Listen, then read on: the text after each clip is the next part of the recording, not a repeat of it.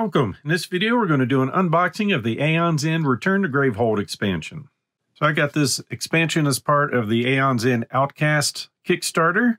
So while it came with a box, it did not come in a box.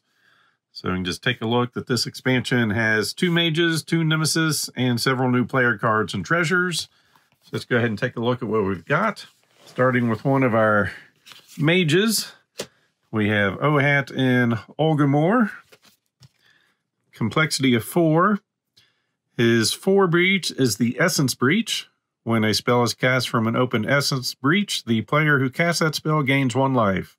We'll place his token on the front of this mat. We'll take a look at that second. With the Ohat side face up. When you have 5 or more life, you're in Ohat mode. When you have 4 or less life, you're in Ulgimor mode. And when you become exhausted, do not resolve any on-exhaust effects. You can gain life when you have 0 life to become unexhausted. Then on this side, starting hand 4 crystals and 1 shower of coals. Starting deck, spark 3 crystals and a spark. And then our Enrapture, in Ohat mode, suffer 2 damage. Any ally draws 5 cards and discards 2 cards in hand. In Ulgimor mode, cast a spell prep to his breach without discarding it. And taking a look at his breach. See how we get this open. Then it just gives us +1 life on cast. And then his shower of coals. Ohat mode, suffer damage to gain 2 ether. Ulgimor mode, deal 3 damage. And for his token, that will be punched out of here. So that's just a reminder of what's on the back of his card. When you have 5 or more life, flip this over. And when you have 4 or less life, flip this over. Then our other hero, or Mage, complexity of 4. Her ability can be used when she has 3 or more charges. And when she uses her ability, she loses 3 charges. Starting hand is 4 crystals and Invigorate, which is a spell. On cast, deal 1 damage, or return a spell in your discard pile to your hand. Then starting deck, 3 crystals and 2 sparks. And her Energize ability, see she's got 6 here, different colors. Gain a spell that costs 5 or less from a supply pile. You may lose 2 charges to gain any spell from a supply pile instead. And you may lose a charge to prep a spell in your discard pile to one of your open breaches. So if you just have 3 charges on here, we're getting the top part. If we have 5, we can choose, I guess, between the other 2. And if we have all 6, we get everything on there. So pretty neat the way that's working. And taking a look at these cards, we've got randomizers for our heroes. 2 Nemesis we'll look at. Then we've got a Relic, cost of 1, Glass-Eyed Oracle. Gain an ether or destroy this and any number of copies of this card in hand. You may gain a card with cost up to 3 times the number of copies destroyed. Then we have a 4-cost spell, Cleanse, deal 3 damage. If you have 3 or less life, gain a life. Then 6-cost spell, Memory Break. On cast, deal 3 damage. You may destroy a card in hand. If you do, deal additional damage equal to the cost of the destroyed card. Then we've got some level 1, 2s, and 3 treasures here.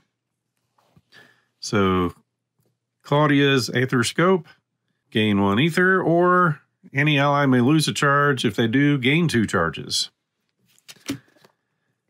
Then we've got Soskull's Lucky Coin, gain an ether. You may lose a charge. If you do, gain an additional 2 ether.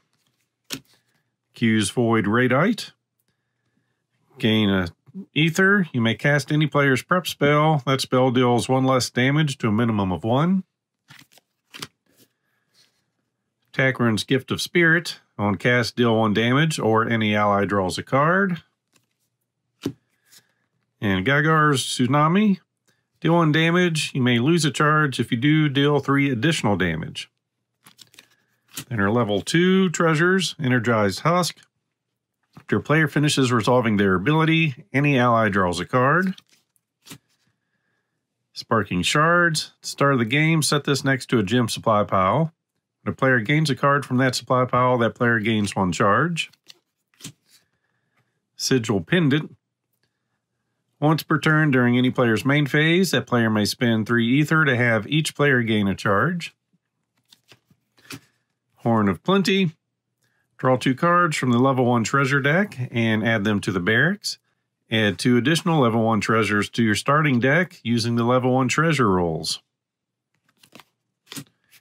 Imbued Circlet. When you gain a gem, Gravehold gains a life. And this can cause Gravehold to have more than its maximum life. Pretty nice. And a Bursting Bracelet. When you focus or open a breach, you may cast any player's prep spell. That spell deals 1 additional damage. So there's those cards. Then our first Nemesis is the Fortress. For setup, well, you can see his difficulties of 5. Place the Fortress track next to this mat. Place the Fortress token on the start space corresponding to your player count on the track. And if you're playing with 1, 2, or 3, he gains 3 rubble tokens. And place the Fortress Reminder card into play. So here's his track, Fortress token, and rubble tokens.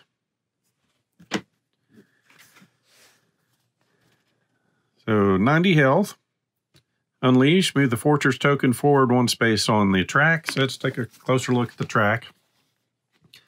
So top section, 4-player, this is where it starts. While the Fortress token is on this section of the track, when a player deals damage to it, that player deals 1 additional damage.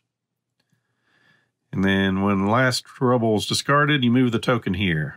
So that's going to go down. It's going to gain 3 tokens here. So if 1, 2, or 3 players, that's why you're starting with 3 rubble tokens. And while the Fortress token is on this track, when the Fortress would be dealt damage, reduce that damage by 3, then discard 1 rubble token. And as it circles through here, Gravehold's going to suffer 8 damage at this spot. So it's additional rules. Start of each Nemesis turn, we unleash. When a player deals damage to the Fortress, if the Fortress token is on top, so it's just going over what's already on here, we deal 1 additional damage. And if it's on the bottom, reduce by 3 and discard a rubble token. Fortress cannot gain rubble tokens while it is on the top section of the Fortress track. And when the Fortress token moves from the top section of the Fortress track to the bottom section, it gains 3 rubble tokens. And it can have any number of rubble tokens. And then our reminder card. Start of the Nemesis turn, move the Fortress token 1 space forward on the track. And then his 9 cards.